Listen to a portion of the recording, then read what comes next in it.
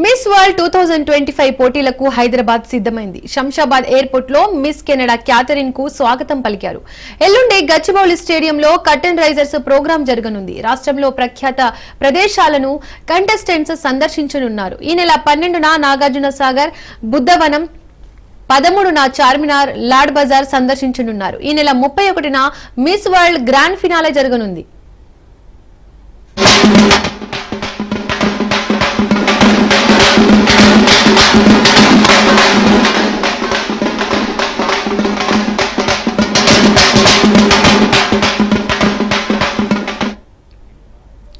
హైదరాబాద్ లో జరగనున్న miss world పోటీల్లో పాల్గొనేందుకు వివిధ దేశాల సుందరిమణులు ఒక్కసారిగా చేరుకుంటున్నారు.